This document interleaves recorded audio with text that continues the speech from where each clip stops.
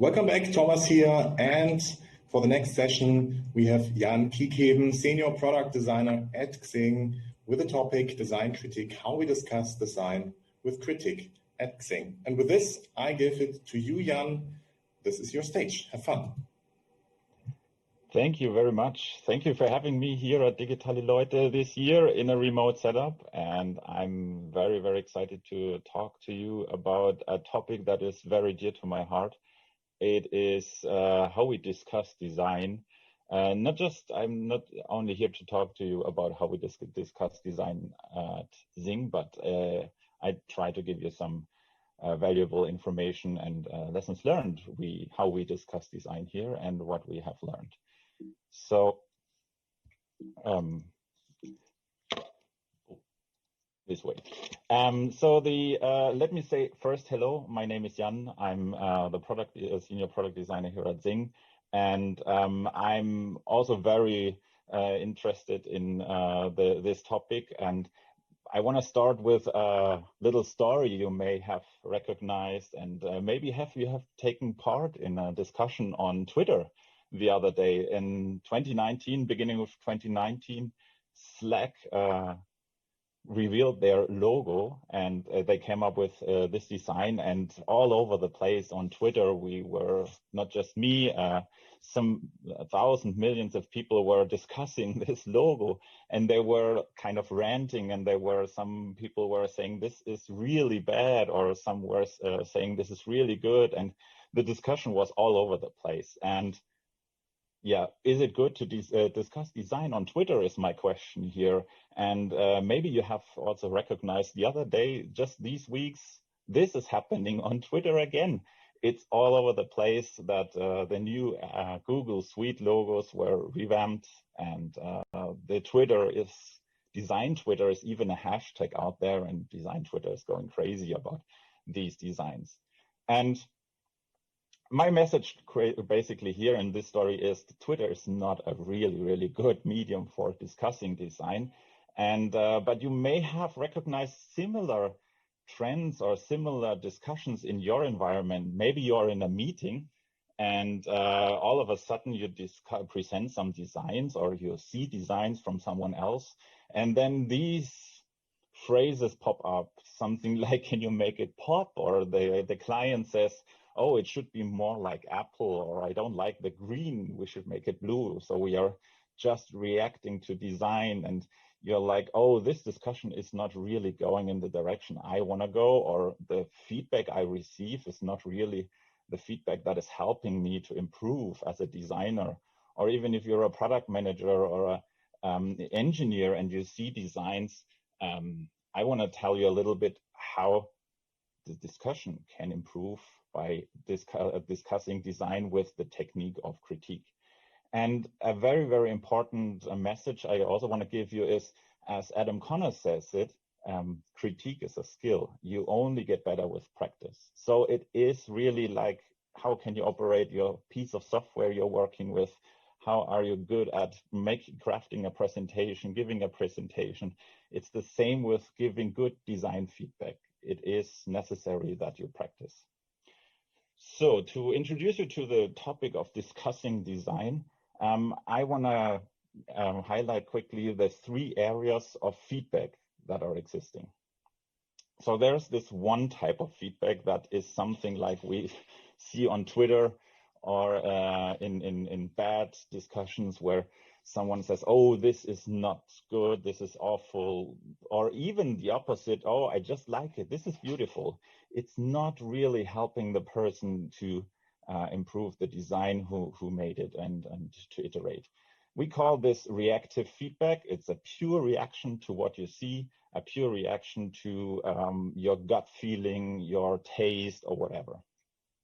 Then there is this other type of feedback, and you see that very, very often happening in design discussions in your meetings, where someone is saying, I would have used another component. Can you move this there? Can you change something from here to there? We call this directive feedback, and directive feedback is just an order what you should do. It is the problem with directive feedback is not only that it's just an order, yes, the design is improving, but the designer is not able to learn why this is a bad decision or why it was a good decision. It's just an order what to do. And then last but not least, there is this type of feedback. That's the one we are looking for. It is directed to objectives. It is something like, if this is our objective, then it makes sense to revisit this area, or these pictures are not in line with our principles or whatever. And this is the type of feedback we call critique. So then there are two kinds of discussion formats or meeting formats, and we practice these as well here at Xing, and you may very well know these kind of meeting sessions. The one is the design critique, and that's the one I want to talk about. How do we do a good design critique? And there is another format, it's called the design review. The design critique, its intention is to support the iterative design process. It's a feedback format, and it is trying to do to analyze whether the design meets an objective. It's continuously done throughout the design process. On the other hand, the design review. Design review, most of you already do these kinds of feedback sessions. It is the intention to approve a design, to move forward to the next step. It's a decision-making format, basically, where you try to keep deadlines, move forward in your process. And it's typically done at the end of the design process. So when we look at design, it's very crucial. Let's imagine you get to see this design the first time. Let's think a little bit about what is happening in our heads, the psychological underpinning, more or less. There are two types of thinking going on when we see a design. On the one hand, there is analyzing happening. You see something, you analyze what is maybe wrong, what is good, what is bad. And then there is the other part of the thinking, and that is happening in a millisecond. That's happening automatically. We are switching to problem solving. We see something, we analyze, here's a problem, and immediately our head starts thinking, how can we solve that problem? And this is the problem. We tend to talk about the problem solving. And we're not talking about what is the problem here, what is the strength even in a good design.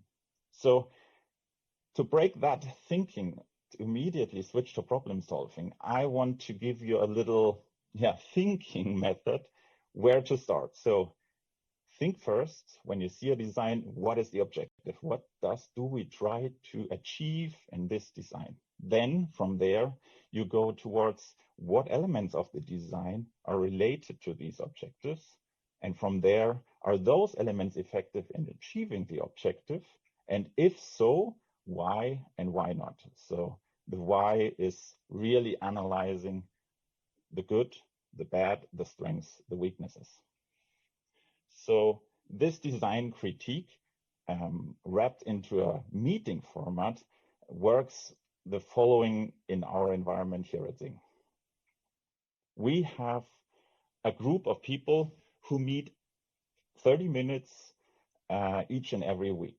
And in this meeting, we have a presenter. It's a designer, most likely, who created some artwork, some piece of artifacts he wants to get feedback on.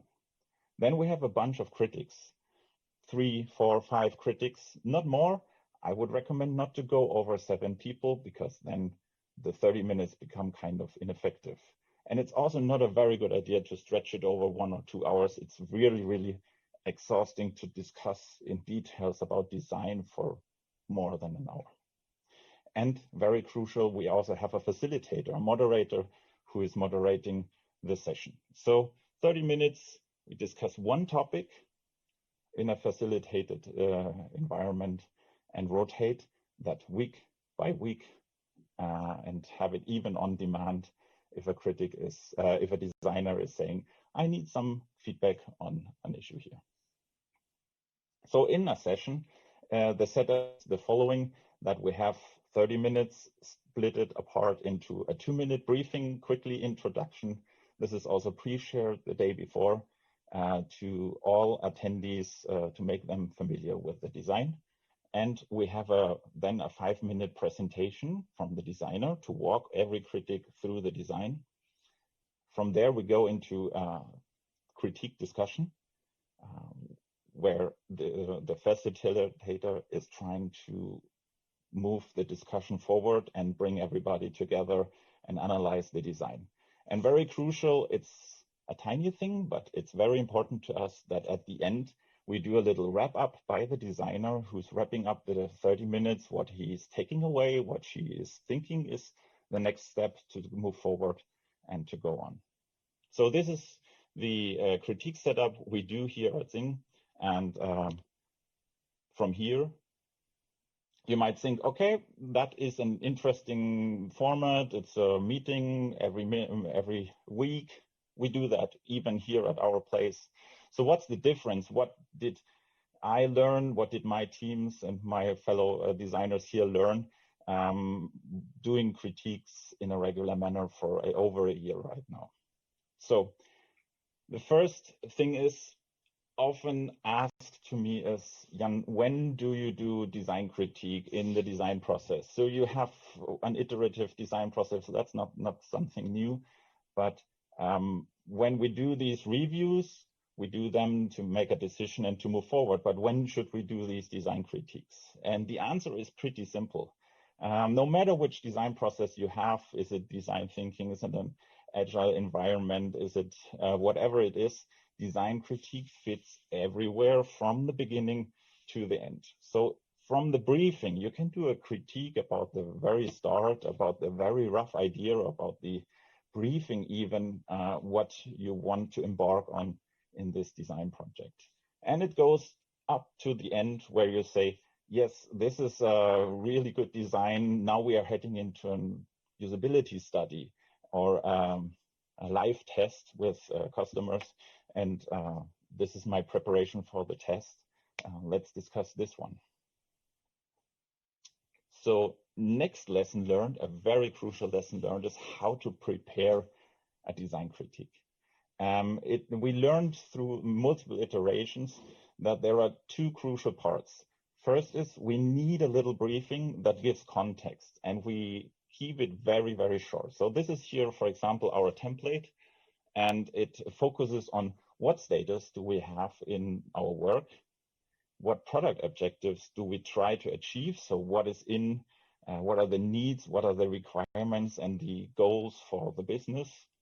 Of course, we are talking about the user scenarios, the needs, the scenarios for the user. What problem does he try to achieve here and to solve?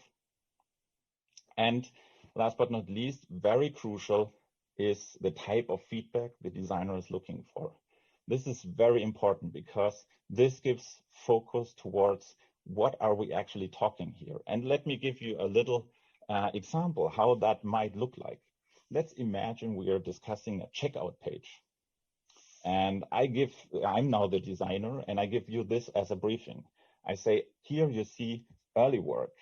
The product objective is to improve the conversation rate on checkout. And the user needs are to check the basket, the payment, the shipping details before I hit this shopping buy now button. And here and I'm looking for information architecture and wording feedback. So basically I'm a little early, but I'm thinking about changing the wording and the architecture of this checkout page.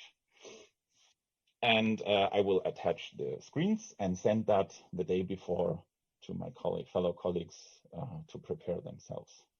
This is done in 10 minutes. This is quickly done, even for the for the fellow colleagues who revisit that and prepare. It's a 10-minute preparation, and this is pretty simple. But you immediately see with this briefing that we have a little conflict here in terms of improving conversation rate and just hit and be very clear of what I'm buying here as a customer. So then with some practice over the years, we also established some rules of critique. And I can emphasize and suggest that you look at these rules we have here, and maybe you want to implement one or two in your environment as well. So There is one very crucial rule, and that is this design critique session is not a design by committee event. We don't have to have an agreement. We don't design in a meeting. So it's not happening that someone is firing up his Figma or Sketch or whatever, and then we move things around and design together. It is really a feedback format. We also very, very strongly avoid making decisions. So the decision is not done between a version A, version B, version Z, which one we are critiquing in the design critique, but we focus on analyzing the strengths and the weaknesses of each and every version we see. And the third rule is one of the best rules for the presenters that relieves them from the stress and the exposure that his work is kind of critiqued and maybe ripped apart. The thing is, the designer is responsible for the decision and the follow-up afterwards. So the designer has the full power to take each and every feedback in and work with it, or just abandon it and do nothing with the feedback afterwards.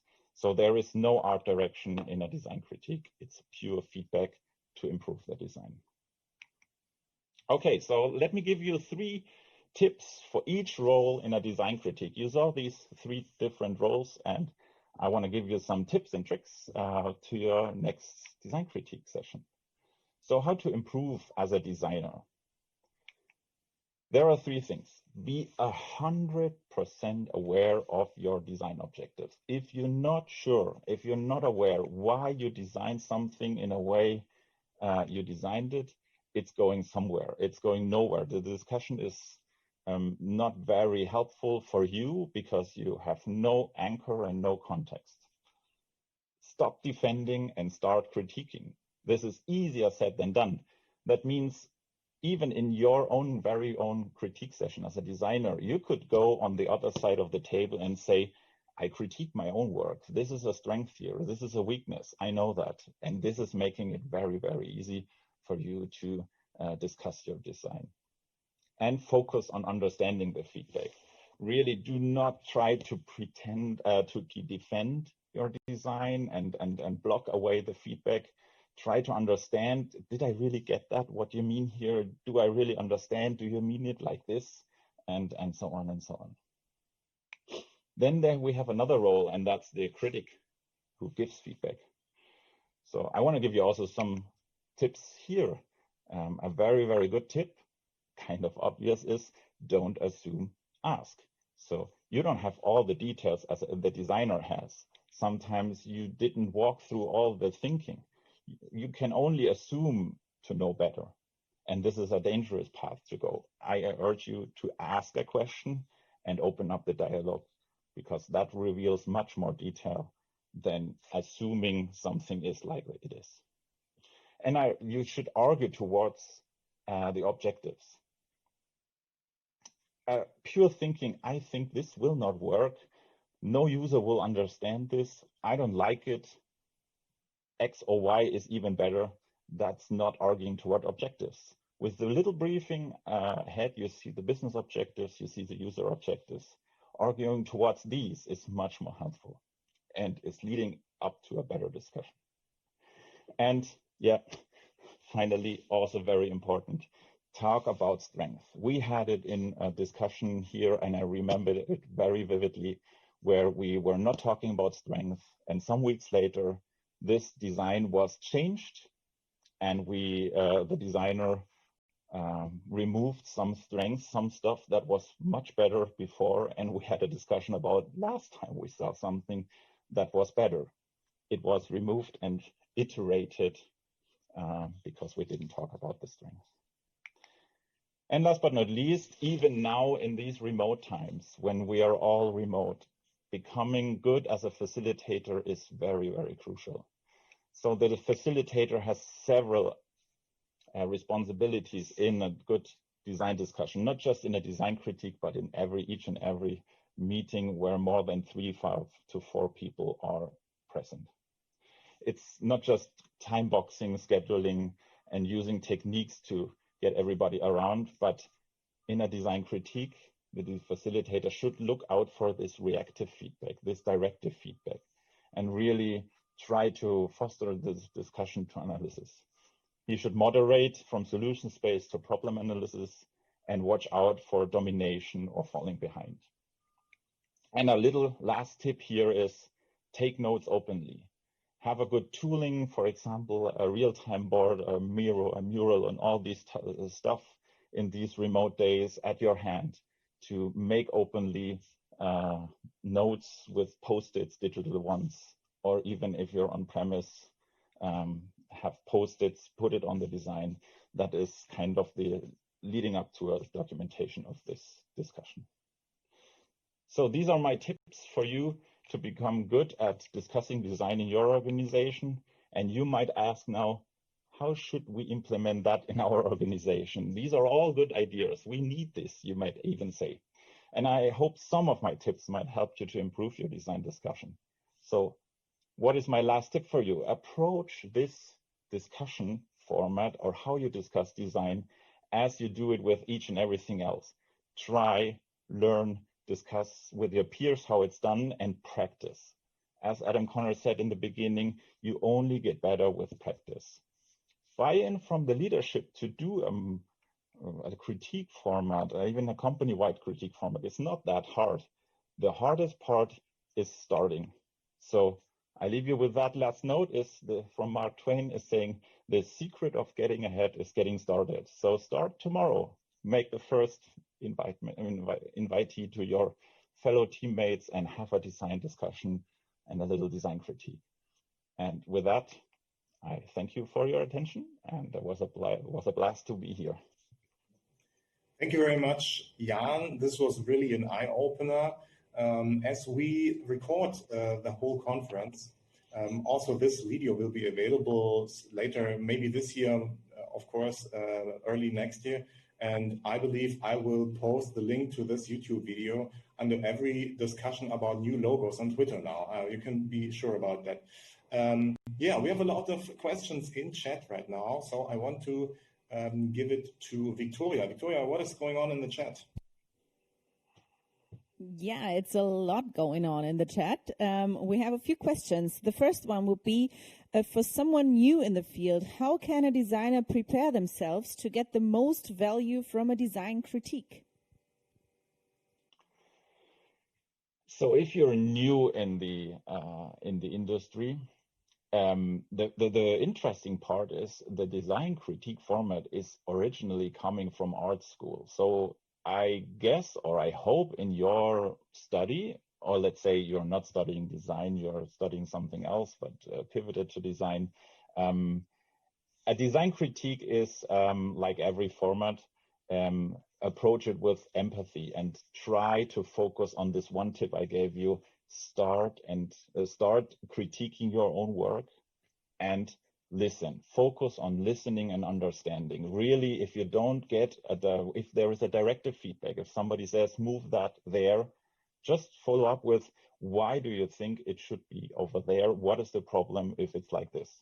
This reveals so much information from the people, even senior designers, who say, yeah, it should be right because this is a principle. Our design system says that all buttons are on the right, or whatever it is, the feedback you will get.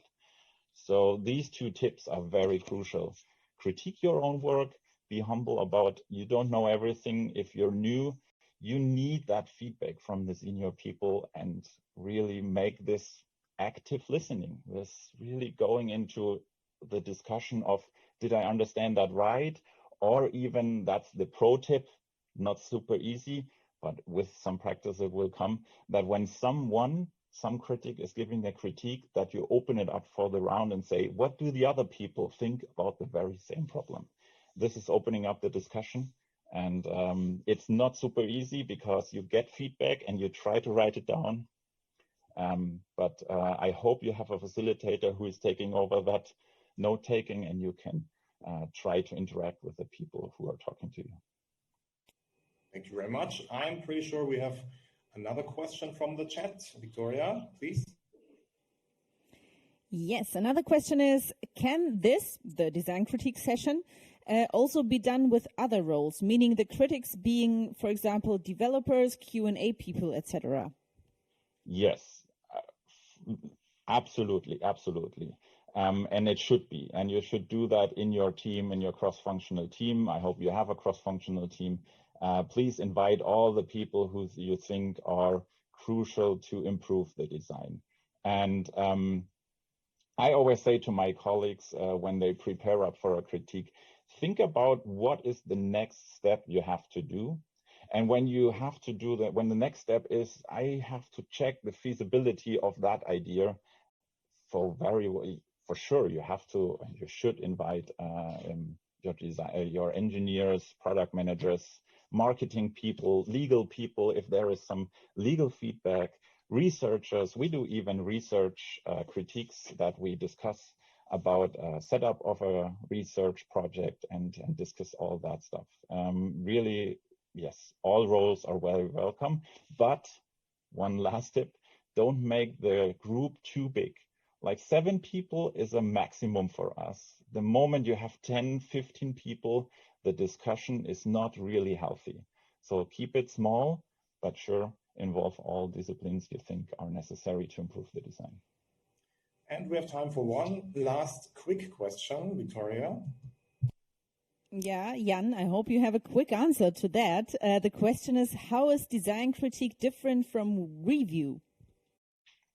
Oh, I had the slide about that. You can scroll back in the video. So quick answer, design critique is an iterative format where we try to give feedback and analyze the design. A review is a decision-making format. You have 2 versions. We go forward with version B because that's the review. Thank you very much. This was really on point. And with that, we say thank you, Jan Kiekeben.